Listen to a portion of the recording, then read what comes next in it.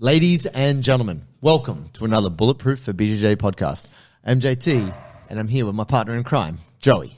That's right, guys, but I haven't spray painted on any walls since I was 15, so I'm not doing that much crime these days, just so you know. Pretty disappointing. The only thing criminal about Joe is how much money he spends at Bunnings on tools. Oh, hey, fuck, I'm a dad and I got a place. Guilty. Got grass to cut. Guilty as charged. We are talking about what makes a great BJJ gym. Because here's the thing. Many people out there running gyms, you're doing the best you can. That's good of sorts. Not fucking good enough. Well, you might actually in some ways be letting yourself down. And, let's full transparency. Neither Joe or myself run a BJJ Academy. But that said, Joe owns and runs a gym. I have helped set up and run gyms. The business of business applies across the board. And we're going to talk about today specifically those things that make great gyms function as a business. Because that's the thing. Typically, you've got a great coach. They might be really good at jiu-jitsu, great competitor. But just slapping mats down on the floor and opening the door is not really going to ensure your success. So let's get into it. Do you want to talk about how we got onto this topic, Joe? Let's. Please, dig in. Well, if you've listened to the show for a while, you've probably picked up that I have some strong views about how jiu-jitsu academies conduct themselves. I think that a lot of them, we've spoken about it a lot, that generally it's kind of like the Wild West right now. Yeah. And it's getting a lot better. Like we're witnessing an evolution because jiu-jitsu is very young, right? It's been around on a mainstream in a mainstream way for like 20 years. Yeah. So in that way, if you look at like fitness gyms, they've been around for like 50 years. I'm guessing they probably came up around the 70s or something. Around that. So in any case, from a business point of view, they're kind of very similar things. And one of them is a lot older, and so it's had a lot more time to evolve, whereas one's a lot younger, and so it's still in its infancy. And so if you think about like how a lot of jiu-jitsu started, it's like someone, like we talk with... who were we speaking with? We were speaking with Sonny Brown, and he was talking about, we're talking about like some of the original guys in the northern beaches of Sydney would travel to Brazil to get their blue belt and then come back and teach their students. Right. Right. So at that time, it was considered, exceptional that you had a blue belt. Yes. Right? Where obviously now a blue belt doesn't mean fucking shit. Right, no, it's still an awesome achievement, but as long as you don't retire. Yeah, but besides kids classes, people aren't going to take the place too seriously if you're like, I put my best blue belt student to run the class. No. Right? That's not the standard. That said, I've learned some shit from some blue belts. Don't get it twisted. So in any case, there's a thing that happens where the business evolves and becomes more professional. And so jiu-jitsu is really kind of late on this part. And I think that's important to acknowledge because I want to hang shit on anyone. However, there's just some things that go down and you're like, man, gyms need to do better. And here's like... overarching observation, there's gyms that do all of this stuff really well. They do the business, they have the systems in place, and they also teach amazing jiu-jitsu, and they're the gyms that do really well. Yes. I'm guessing, I haven't trained at Artos, haven't trained at AOJ, haven't trained at B-Team, but I'm guessing these gyms, they're the newer part of the newer generation, they do a really good job of everything. Sure. I think the difference is these places have already good business systems in place. Whereas if you're coming from a small town or you live like on the coast or more regional, you're just happy to find a place that does jiu-jitsu, and so you'll put up with a lot more kind of lack of professionalism just to simply get your rolls in, right? You're like, I'm just stoked I've found some crew who roll. But then... you train in a garage, right? If that's all you had access to, so I was like, man, I'll roll with you I'll beat the shit out of you twice a week. Man, I'll roll on the concrete. Yeah, I'll pay. Let me pay. Let's go. Like, I think part of me from a student perspective, I just burped in the mic, by the way. I think from a student... Speaking of professional. Yeah. That's right, guys. Tune in next week for more of the same. I think from a student perspective, you kind of take what you can get in a way. And so, if you're lucky, if you have these big gyms and stuff, but I'm kind of talking more towards the business owners where those places have set up with a deliberate kind of plan, like this is how we're going to structure the business, this is how we're going to run the classes, et cetera, et cetera. Whereas previously, and still you see a lot of jiu-jitsu academies probably just open because the owner likes jiu-jitsu and is good at it, and that's their passion. And they're like, I'm just going to teach jiu-jitsu and I'm going to teach it really well. And they probably don't put any thought towards the actual business side of it. Yeah. And this is the same thing with fitness, the same thing. Lack of professionalism is life. When we build our gym, which is the gym that we record out of, so it's Paul and T and myself who own this place here, Jungle Brothers. And when we built the first one, we were just interested in coaching people and training hard. We didn't think about marketing or sales or any of that shit. And then it wasn't until like 2 years down the track that we're kind of burning through all of our saved cash and in debt, and no one's coming in. There's no growth. You're like, fuck, what's going wrong? And you realize, we were only focusing on the training. We forgot about this whole other thing, which is the business. Yeah, definitely. And so the way we're going to break it down today, guys, we're going to go 3 kind of key things that a business has to do well in order to succeed. So even if you're someone who's very passionate about jiu-jitsu and you're very good at it, and even if you've got a whole group of people like, yeah, man, we'd come join you if you started your own school or whatever that might be, these 3 key elements need to be satisfied. And we're going to go first cab off the rank is sales. Let me give you the scenario from the weekend. No, so yeah, the context of this conversation is Joe did not have a good customer service experience.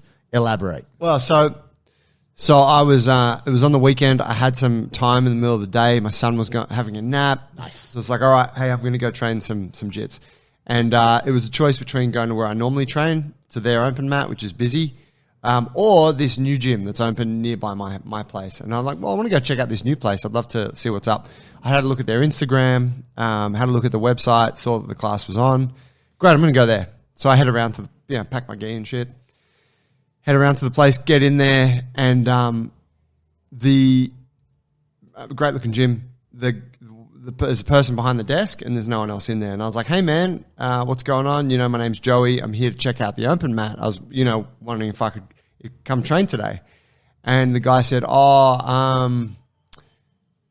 yeah, no one usually shows up to the Sunday open mat. It's a pretty quiet class." I was like, so is anyone coming today? And he said, one guy texted me. He said he might come, but what? Sunday. And I was understanding. I'm like, okay, fair enough. And he said, but you should come to one of our other classes. And I said, okay, yeah, sure, I'll consider that. And I said, hey, like, if no one comes to this session, why do you still keep it on your timetable? Yeah. And he's like, I use it to do some admin at the gym. And I was like, okay, that's fair, And I'm like, whatever. I can understand. It's a small business, a lot of shit to do. But the timetable didn't say Sunday admin, show up while I do spreadsheets. That's right. Come on. And so, whatever. Had a nice little chat with the fella and that sort of thing. And then I was like, all right, well, see you later. So I'll be honest. When I decided to go there, I already had in the back of my mind, I wonder if anyone shows up to this session. Right. I'm like, I could see that they have like a couple of open mats each week. You're like, young gym, couple of open mats. I don't imagine that they're all pumping. No. So in a way, I wasn't super disappointed. I went to the gym and did some bench press in memory of you. Yes. Go, Joey. Piano that shit. That's right. Yeah. Fuck, they're so good. But so I came away from that and was like, man, there were so many things in that exchange to me as a gym owner, and I don't manage the gym here anymore. Yes. Right? I just get to hang out and podcast and as you do some shit and post it on Instagram. But I fucking built this thing from the ground up, right? 100%. And I ran it for many years. And there's some really key lessons that I learned in that. And just that small exchange that I had with old mate I was like, fuck, there's some gaps in their processes there. So what did we say the first thing we want to talk about was sales? We do want to talk about sales. And I think the thing that's underestimated about sales, because a lot of people, when they hear sales, they think it's cringy. They think of like a used car salesman being like sleazing up, being like, I got a great deal for you, Dale. And it's not like that. Really, sales is about understanding a person. So you say, how can I help you? What do you want? How can I help you get what you want? And because not everybody is going to be your customer, but if you treat people correctly, people will always remember, that person was like, they were a good, genuine person. I'd like to maybe go back and hang out with them, Even if at that time they weren't your customer, they could always be your customer down the track. So big part of sales is how you treat people. And from what it sounds like, Joey, that guy didn't really treat you that well. He didn't treat you badly, but he didn't say, oh, hey, man, well, do you want to have a roll with me? Or because that's what I would think. I've run classes where one person showed up, but I didn't go, oh, sorry, no class today. I'd be like, oh, it turns out this is a private lesson for you. That's cool. And then I just put all my energy into them, at least from an instructor perspective. It strikes me as kind of weird that there wasn't even not like an olive branch, but there wasn't even a token gesture of like, oh, hey, do you want to do some stuff? Like something, a jiu-jitsu guy, something, you know what I mean? Yeah, I mean, and you're totally right. For many of those years setting up the gym, it's like if we've said that there's something on, you do it. You got to do it. If it's just one person that shows up, fuck, tough shit. Eat it. Do it. It's a private session for them, exactly. Now, admittedly, it did say open mat, and so I suppose it's a grey area for jiu-jitsu because open mat, there's no instruction. It's just whoever's here can do the thing. So in that way, I'm like, whatever. What I think was really lacking in that moment, right, was the idea that someone has come to your business. So they've looked at your business online. They've looked at your timetable, right? They've probably browsed your Instagram, which is exactly what I'd done. So I looked over the Instagram. I checked the website a few times, right? I'd returned back to the website and I'd made a decision, I'm going to go check that gym out. Made the effort. Yeah. Now that is a significant thing in the customer journey, right? For your business that's out there, for someone to be looking at it without you knowing and then decide to finally step in the door, it's a big deal. So when that person steps into your gym, you got to fucking treasure that moment. It's golden, right? So it's like, okay, I got someone here. Okay, great. Yeah. Right? Don't fuck it up. But it's like now, exactly like you said, JT, you have to find out as much information about that person as you can. So the fucking golden rule for me at that point is to listen and not talk, right? So if you're the salesperson, and this is where, people think sales is cringy. Man, sales is essential. You have a product, which is your jiu-jitsu classes. You sell that for a price, which is your membership. Sales is the conversation or the transition that takes someone from being interested to engaging with your product. So you can think whatever you want about it, but if you're not confident in your product and you're not willing to go through a sales process, you're not going to be able to you're not going to be able to build your member base. No. Right? So you actually have to be really proud of what you offer and you have to kind of treat it with that sort of respect. So yeah, in that moment, it's like, guy should have been asking me a million questions. Yeah. Dude, what brought you here? Where do you train? Bro, you got big cauliflower ears. Where are you at? What color belt are you? Oh, wow, 13 years. Okay, dude, why did you come here? Man, awesome. Do you live nearby? Gather as much information as you can because people love to talk about themselves. Of course. I'm just a person. I'd love to tell the guy my story, right? Yeah. For me to be able to expound all that, and then even if the dude at the end of that was like, man, I'm so sorry. Class, we're super new. Some of the classes are a bit light. Today there's no one in. Yeah. But hey, check it out. Friday's a banger. I'd love to have you in. Please come back. Will you come back this Friday? Yeah. And I probably would have said, okay, yeah, I'll come back. Because I can see you're trying here. Trying, yeah. Right? But the classic thing of hey, just come back, is now you're putting it on me. Now you're putting, I got 2 or 3 other gyms I train at. Yeah. I really just came here on a whim. Yeah. I'm probably never going to come back. No. And whatever. I'm not the guy that he's trying to attract. But for every, hang on. I wouldn't say that's true. I just say that guy doesn't know how to attract shit. Say what you want. That was a very poor job. There's no rapport. There's no trust. If anything, he's let you down as the customer. And what he expects based off those 3 solid foundations, you're just going to walk back in because it was such a good experience. Man, fuck that. I don't think that's true. I think what a lot of people underestimate about the communication side of what sales is people only buy from people they like/trust. And nothing that he did built rapport or it gave any sense that you can rely on this guy. You fucking can't. He's doing his taxes and you just came to do some jiu-jitsu. It's like, dude, do it on your own time. I came here to roll. You know what I mean?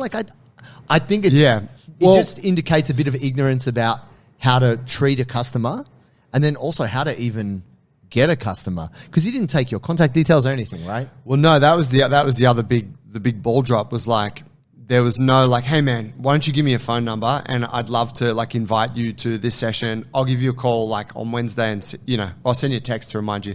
follow up. Yeah, because every single person that comes in, you need to capture their details. You need to follow them up, right? Like it's sales. Like you need to be active in, holy shit, this person's they've put the effort in to come into my business. Now I need to do everything I can as the business owner, honor that, to try and like get them to engage and convert into, a customer. Whereas, putting it on me, I'm like, okay, yeah, sure. Look, I might come back, but probably not. Right now, let's look at who like that guy's his more target audience, right? Would be someone who's maybe never done jiu-jitsu and has been thinking about it, or maybe someone who's trained a little bit, but who lives in the area, right? Someone who doesn't. But for those people, it's the same thing. His gym is contending with all the other gyms in the area, and if one of those other gyms has a good sales process, has a good system for following up, has a good active Instagram and all the things that we're talking about, he's going to lose for sure. Because they're going to, even if the class is like average, they've just got a better system for onboarding people into their business. Yeah, definitely. And I think the lack of recognition of kind of, obviously he wasn't in business mode, right? He's there. It's a Sunday. Caught him off guard. Yeah, but it's not caught him off guard. He's like, I got a couple hours to myself. No one comes in today. Perfect. Yep.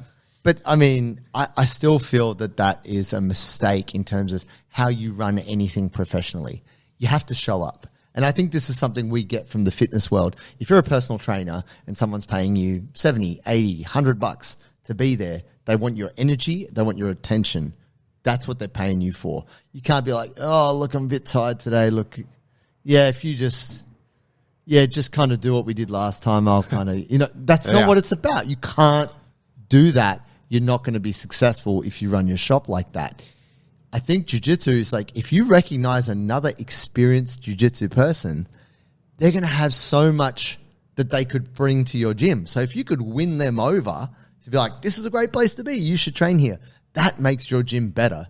So if you can't even have, I guess, just in that moment, a little bit of perception or foresight to be like, oh, this guy could be really helpful, or I can. There's something of benefit here. There could be an ally here. Yeah. It's not like you're just some new white belt dude or whatever. But I think the respect for the customer is lacking from what you're saying. And I think when you're a business, and that's what it is, you've opened your doors. Yes, you want to teach jiu-jitsu, but you want to make money. Otherwise, the venture is not sustainable. You need to be able to have an ability to get that person to want to give you money. And if you don't create an environment that's good or trusting, if you don't have a process for staying in contact with them as a lead, if you understand anything about leads and sales, then you've just kind of, like someone's come to give you a gift and you've gone, no, don't want that. Like, it just indicates a high degree of ignorance around how to run the business. Yeah, what you're actually doing. That's right. Yeah. So, I mean, and I think... so we've kind of poked holes in that. Yeah.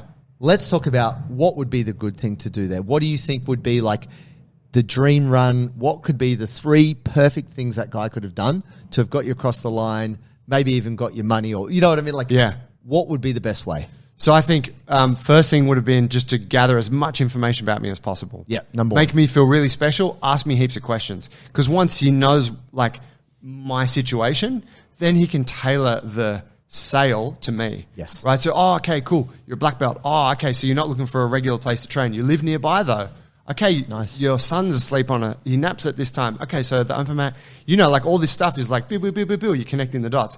And then, man, let me show you around the gym. Let me show you around the gym real quick. We're super new, but let me check it out. Here's the story. Sell me the place a little bit. Sell me like cool. Okay, cool. Because I want to know what's going on, And then the last thing would be like, get my details and organize a time for me to come in where we can train. Yeah. So then maybe it's like, hey, bro, me and the coaches here, or there's some more advanced guys. We train at this time each week. Do you want to come by? It'd be fucking mad to have you. Oh yeah, I'd love to. Like that for me would have been perfect. Create the relationship. Exactly. But that did not happen. Fucking didn't happen. So, and the name of that gym. No. Yeah.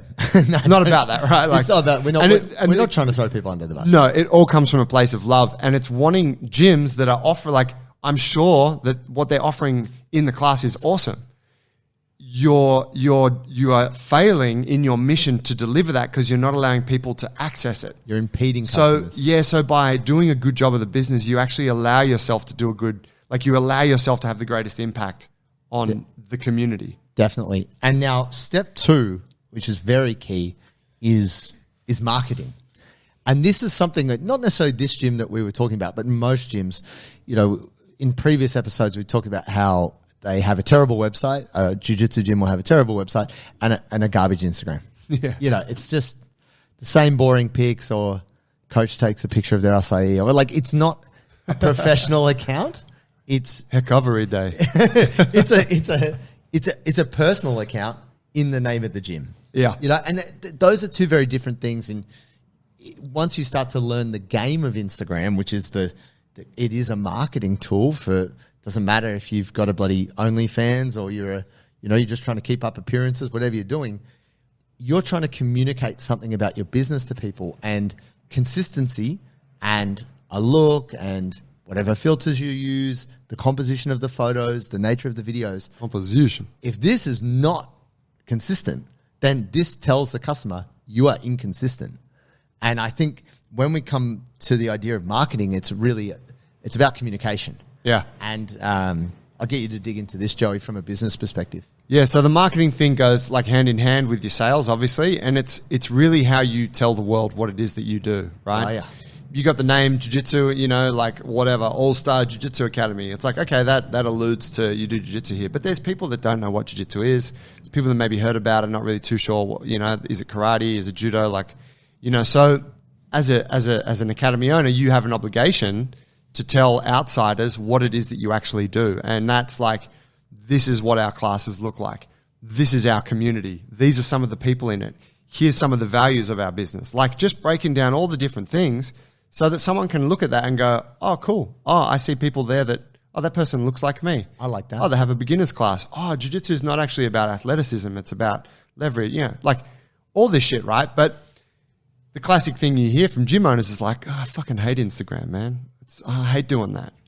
And it's kind of like me saying, I hate the warm-ups, or I hate your coaching. I just want to do the rolls. It's like, tough shit. You got to do that stuff in order to be able to be good at the other stuff. It's a lack of discipline. It's like you have to recognize the importance of, and it's not just Instagram, but that's like the very base level that you could be doing. Yeah. And look, this might hurt you, but this is just reality.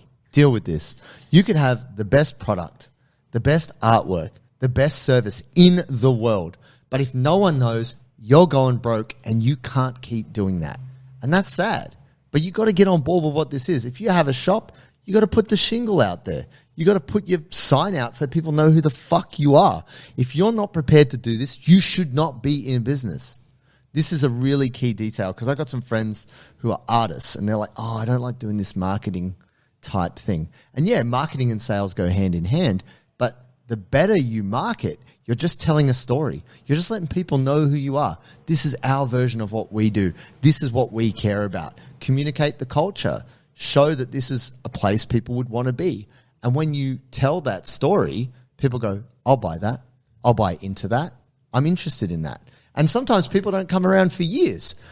People follow you for years and years and years, and then finally they take the plunge and they walk in the door. They're like, man, I've been meaning to... It happens here at Jungle Brothers, right? You see someone kind of walking, they're like, I've been walking past for like a year now thinking, oh, that looks cool. It's not that it's unapproachable, but it's kind of a little bit intimidating. Like, it looks cool. I want to get around that, but they got to build up the courage.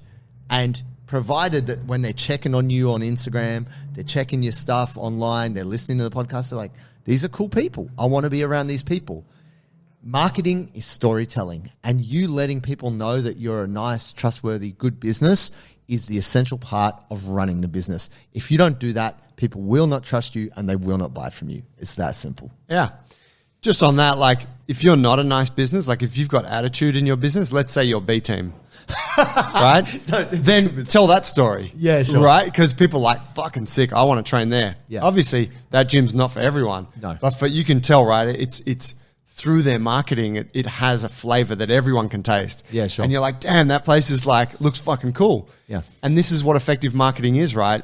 YouTube, Instagram, podcasts. Like, sure. the podcast is one of our greatest forms of marketing. It is. Anyone who's listening to this and has listened to more than a couple of episodes, they know us. Yeah. Like they know us better than we fucking probably know ourselves, because That's true. like you can't hide who you are and what it is that you feel passionately about. You can't remember every podcast you did, but then when someone who's listening is going, oh, you remember when you said this? You're like, oh, No. did I? Yes, I did. Yeah. So like you got to choose your form, but Instagram is, whether fortunately or unfortunately, it's kind of a directory that most of us use now. So if I'm looking at for a gym, I'm always going to check Instagram. Oh, let me find out about this place, right? So I think, if you got a gym now in this time here in Australia, I don't know what it's like in other parts of the world. You kind of need to be there, right? And it's fine if you don't want to play that game, if you have principles that prohibit you from doing so, but don't complain then that things aren't going the way you want them to, Well, right? then we got to go a different step, right? That's where you got to go to. If you're not going to have Instagram, then you need to have a really good website, and your SEO needs to be fucking nice. Yeah. And you need to be pushing Yeah. You're playing a different game. Then you're paying Google, and you're like, yo, try and get me on the front page and all that. And that might even be a heavier lift. I think Instagram's very easy, and they've made it easy because you can just do it off your phone.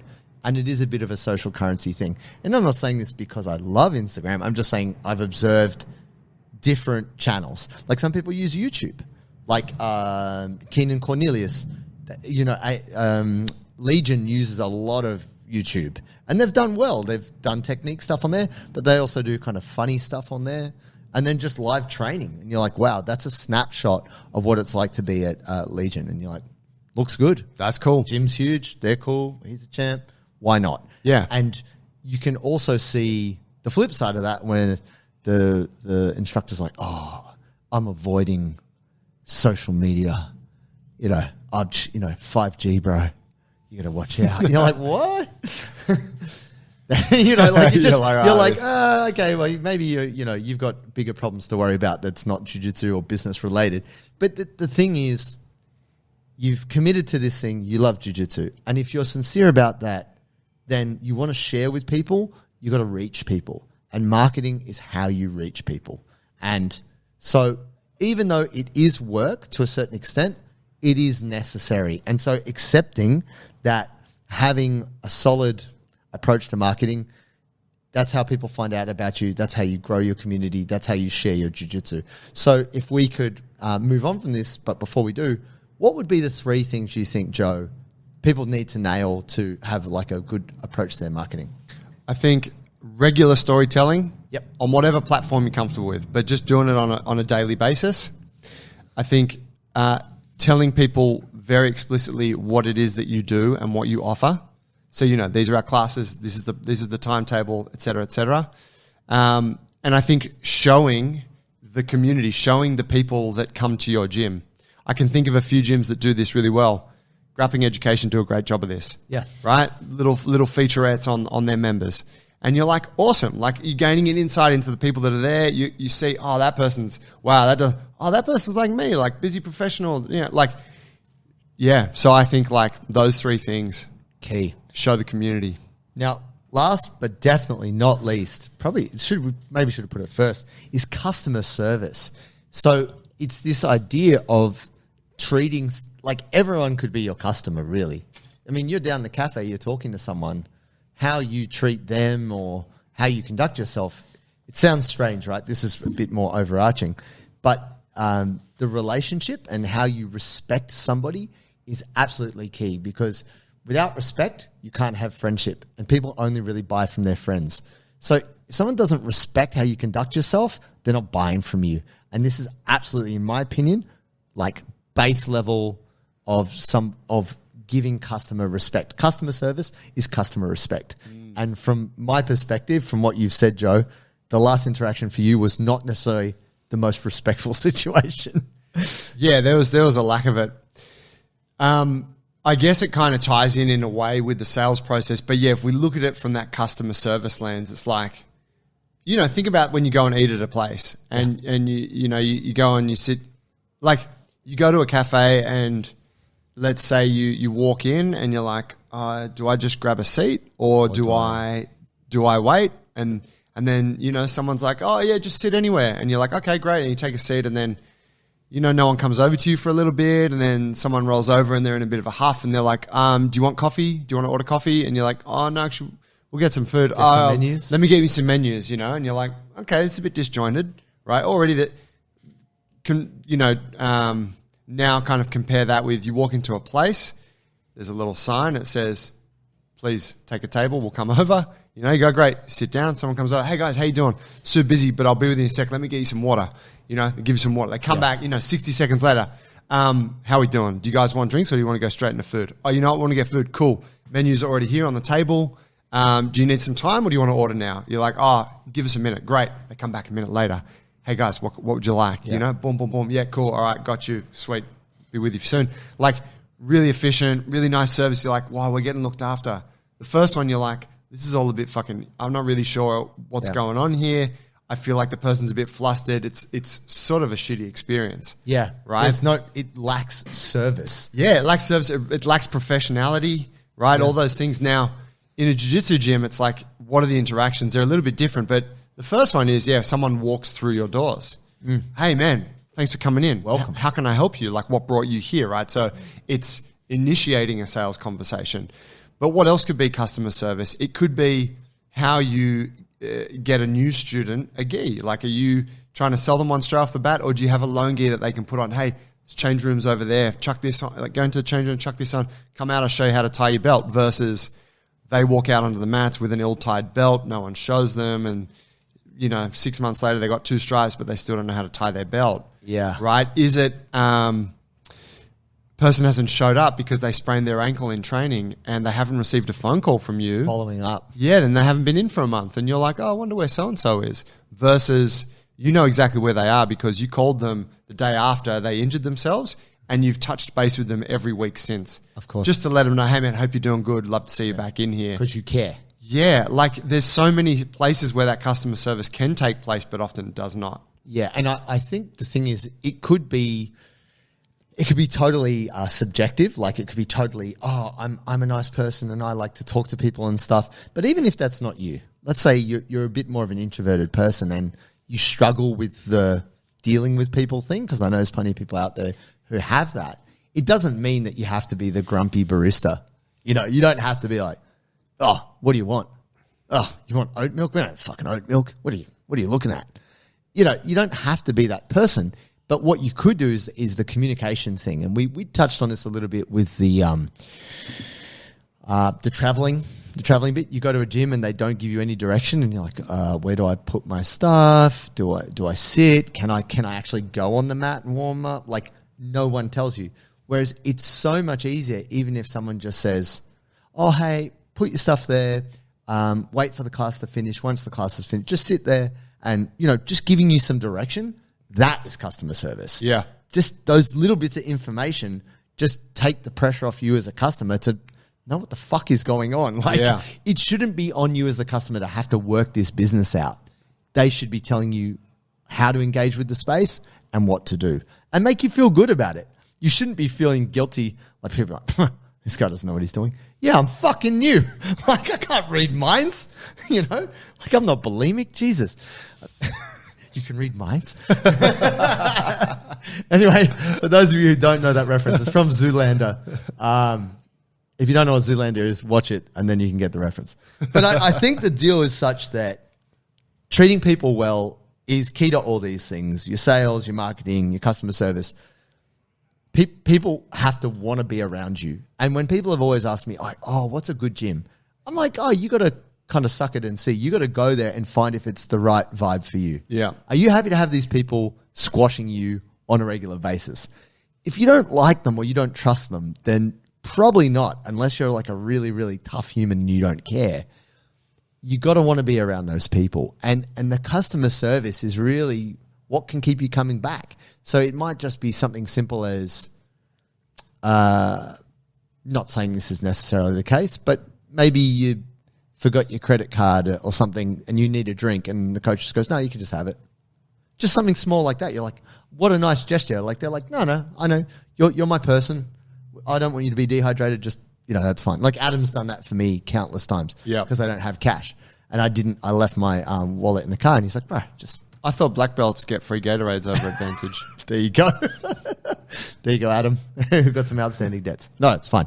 But it's little gestures done consistently that makes you have a nice feeling about the place. Not just the people, but the experience. I mean, I've never traveled. I only travel economy on planes because I just I'm not on that level yet. But I have been in lounges. I don't know if you've ever been in an airport lounge where they have, like, you pay money to go in, but they've got massage chairs, they've got aircon. Like, if you're in KL, if you're in Kuala Lumpur airport and it's humid as fuck and it's like 35 degrees and 90% sweating from all that chicken and rice you just ate. But you're like, man, you pay this money, you go into the like really nice aircon, they just give you complimentary drinks. And you're like, this is amazing. I feel like a king. Yeah, that is customer service. Yeah. But you are explicitly paying for it. It would be nice if the whole airport was like that, but yeah. And there's something I can imagine that some maybe people listening are like, yeah, but it's a hard-nosed academy that I run, and it's a fucking fight gym, man. And here's the deal, like you can still be that. You can still be the gritty, hardcore gym where everyone fucking gets after it, and that's the thing. But in the same way that like you can have the sickest coffee in town, but you can still do a really good job of customer service. If you can do both of those things, doesn't mean you have to make your gym. We're not saying you have to put like air freshener in the bathrooms. It doesn't. You don't have to make it.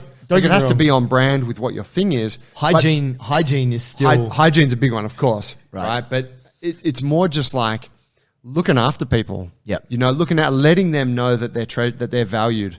Yes. And so however I do that, with you, whatever it is that I need to do, whether it's send you an Instagram message every now and again, or we give you a little follow up thing, or we do we celebrate birthdays in the gym. Just something to let you know, hey, each of you people that are here, like I value you. Yes. I think that's really what it comes down to, isn't it? Definitely. And everyone has different expectations, right? If you're just like just thinking about my guy, Mark Raymond, just a young savage, just out in the wilds, he doesn't care about anything. As long as there's a mat. Who's Mark Raymond? Mark Raymond is one of the guys who I graded to blue belt when I used to train out at King's. Young, kind of real great prospect for MMA, really interesting guy, wild child, absolute wild child. Would just go camping, minimal resources. Let's catch a kangaroo and try and cook it or something, like wild. Yeah. But then you've also got another guy who is a businessman. He's like Adam. This is Adam, you're listening. He's a consultant. He's high level. The guy gets paid a lot of money. He has sports cars. These guys are training at the same gym. Very low expectation on one side, very high expectation on the other. You got to kind of keep both of them happy. Yeah. So as much as you might say, oh, we're a gritty gym or we're whatever, what I've noticed is certain gyms don't last if they can't look after people. Your brand shouldn't be, come in here and if you're tough enough, you won't break. Like I feel that this is only the tiniest percentage of anyone is happy to be in that environment. And even high-level fighters, like take Rob Whittaker's gym, for example, his new gym out, huge joint. Smeaton Grange, Narellan. Mate, it's a classy gym. It's huge, but its toilets are super nice. They got a cafe in there. Like it's, because you got parents who are going to come hang out while their kids are training. And, but you want to have an environment where people would happily be there even if they weren't training. And that's this idea of like, I belong here. I like the place. I like being here. And how you treat people is very much at the heart, I think, of the customer service piece. Yeah, absolutely. There it is. Good spot to wrap it. Fam, sales, marketing, customer service. Hope that helps. We're going to do a second part on this where we're talking more about the culture piece, aren't we? Hey, fam, if you're watching this on YouTube, thank you very much. We appreciate you guys. Please subscribe to the channel. It lets the algorithm know that it's a show that other people should watch. And wherever you are listening to this show, please also subscribe on that and give us a 5-star review, because same deal, that lets other listeners on Spotify or iTunes know that they should check out the show. And of course, if you want help with your training, you can start our program for free over at bulletproof for BJJ.com. We'll see you next time. Appreciate you guys.